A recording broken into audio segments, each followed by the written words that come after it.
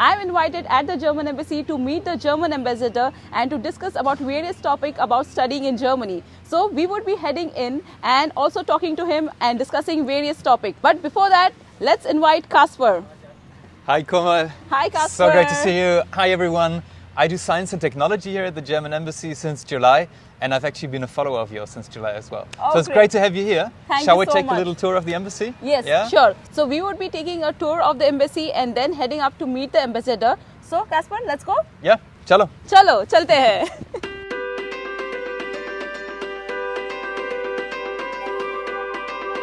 So Komal, this is actually not our Christmas tree, but we have a proper one. Like, see here. Oh yes, with the gifts as well.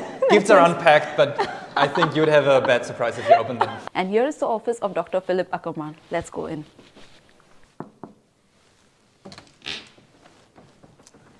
Hello. Hello. Namaskar ji. Namaste, sir. Guten Tag. Guten Tag. It's so great to meet finally Dr. Philipp Ackermann. We have heard a lot about you, sir, and thank you so much for inviting us. And it's a great honor to meet you. And it's so good that we would be discussing about various topics about study in Germany. Thank you very much for coming. I'm happy and looking forward to the discussion we're going to have. Great. We have many questions which are related to study in Germany, and today we have Sir with us. So there are many questions which would be answered directly by him. And as we know, APS is mandatory for students who want to study in Germany. We would like to ask, what is the importance of APS, sir, for the students who want to study in Germany? Thank you for that question. It's a very pertinent one because APS is a rather new institution of the embassy and we have to change our system. Now let me start by saying that we are very pleased but also a little overwhelmed by the enormous interest by Indian students for German universities, and we are very happy about that, but you have to see that in order to channel the flow of applications, we have to introduce this additional step. Why? Because we discovered about 10 to 15% fraudulent applications, and we need an authentication process for the university documents of the students before the visa procedure starts. And that's why APS has been established. Now, we know that this is a bit of an additional step, and we know that for many students that they wonder why this additional step is necessary, but we ask for your understanding. I think it is very important for every student who wants to legally come to Germany to know that those who don't want to come legally but illegally to Germany, that they are basically found and that they don't get a visa to Germany. That's why we have APS. Now that we know the importance of APS certificate, sir, can you share who should apply for the APS certificate? So I think every student who wants to do a bachelor or master's degree in Germany should apply. And let me tell you a very important thing. The admission to the German university is not necessary to apply for the APS. Why? Because it's an authentication procedure. It's to verify your documents. So I would give the following advice. If you want to study in Germany, start by sending your university documents, your degree, your student authorization letter to the APS. And then in a later step, you would apply at universities because you need these certificates from the APS, which is not linked to the admission of the university in Germany. So first step is go with your documents to APS. Second step is ask for admission, apply at a German university, and then the visa procedure with the certification APS is providing will start. Okay. So the next question that I would have is, if the student wants to apply for the APS certificate, what are the steps that the student should follow?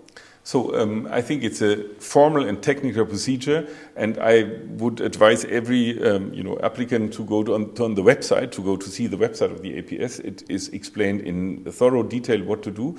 But let me add here two things. It's, as I said, a formal procedure, so everything must be complete. Mm-hmm. And what we see, unfortunately, sometimes is that students, for example, forget to sign the application letter, then we can't work with this application letter. Students forget to add their student authorization letter, then we can't work with this application. So my advice and my request to everybody who wants to go to study in Germany is follow the instructions on the website thoroughly. Don't forget anything in your application package. Thank you so much for adding those points as well. So Kumar, look. Christmas is not so far away, and I still have nice Christmas cookies from my kitchen here. They are made in India, but with German recipes, and these are Vanillekipferl, and these are they're little. Look at this! Wow, thank you so much for offering. These are also very cute. Yeah, I've also seen them in Germany, and it looks like typical what we have in Germany. And I would like to know, thank you so much for offering these. I would like to know, how did you celebrate Christmas in Germany when you were in Germany, and how is it different from India? So in Germany, as you know, Christmas is a very special time, and it's a family time. So it's a very intimate celebration. You celebrate with the immediate family, and that's very nice, because once it's a time in the year where people start, resting a bit. There's it's like a detox phase. Let's say the stress is gone, and you sit with the family. There's not much to do. You sit around the tree. You make a little music, maybe. You read stories. You play with the kids. So it's very, very nice and very cozy and comfortable. And it's a very towards the end of year, it's a wonderful celebration, and it means a lot to every German, basically, as you would know living in Germany. But when you come to India, there's one thing that, of course, the weather is different. It's sunny, and most Indians are not Christians, so they don't celebrate Christmas the same way. But there is one thing which I experienced earlier in India, is that all Indians have this spiritual angle to them. So I think they understand the meaning of Christmas. Although they might not be Christians, they understand it. So it's great to celebrate Christmas with Indian friends also.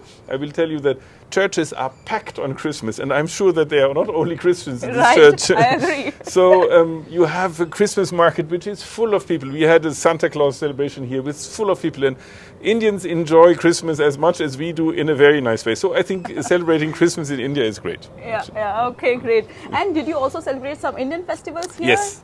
Actually, what we do, it's an old tradition that this embassy does, is our locally employed people, the ones, the Indian colleagues of ours, they invite us for a huge Diwali party. Wow. And this is a great party. Everybody's dancing, and there's loud music, and there's food, and it's a truly Northern Indian festival. And we all the Germans enjoy it tremendously, and you'll see the German dancing like crazy in this Diwali party. It's so good to know that they also enjoy our festivals and completely enjoy the way that how we do it. Absolutely. Great. And Dr. Ackermann, now that you are here in India, what is the one thing that you miss about Germany? And what is one thing that you like about India? It's not easy to answer. First of all, there are not many things I miss about Germany. One thing is bread. Bread. So we love the bread. The Indians are not the same quality of baking. Even though they call themselves very often German bakery, the bread in Germany is better. But when you ask me what I like about India, this is even more difficult to tell, because there are so many things I like about India. So it's very difficult to restrict yourself to one thing. But let me say that this is a wonderful country, full of inspiration, full of culture, full of civilization. It's a fantastic place to be, to learn, to be inspired. So for me, my time in India is a great time. Wow, so good to know that he's having a great time and enjoying the culture, the people, and everything is... Absolutely. You're enjoying it, right? Yeah, absolutely. I do. Sometimes it's not easy, and let me tell you that when you think, and what surprises me or even shocks me the most. Yeah, cultural shock. We would like to know what I would say that one thing then coming from Germany is overwhelming, is the sheer number of people. When you go to Old Delhi, you feel you are in a sea of people. There are so many people, and you have to get your way through these people. Now, I'm a little taller than the average Indian. That's easier, but others have more problems then. And I think that's something we have to get used to. Another thing which I find quite surprising is, the loudness of things. So when you go to a bar or you go to a restaurant, the music is very loud. People are speaking out very loudly, and this is something we have to get used to also. And then also one thing is very, very unusual for Germans is the summer heat. No? So when the temperature reaches 50 degrees, that's really something we have to cope with. But other than that, it's an easy life. You integrate easily. It's not that difficult. Great. But before we just close this, I would like to ask you one question. Is there a message or something that you would like to share with the students or those who want to move to Germany? A message from you to our students or the audience who is watching this? So this message is very important, and thank you for giving me the opportunity. I want to say that every Indian student is basically welcome in Germany. We are looking forward to receiving more Indian students in Germany. We are very happy about the exponentially growing number of applications from Indian students for German universities. So this is great.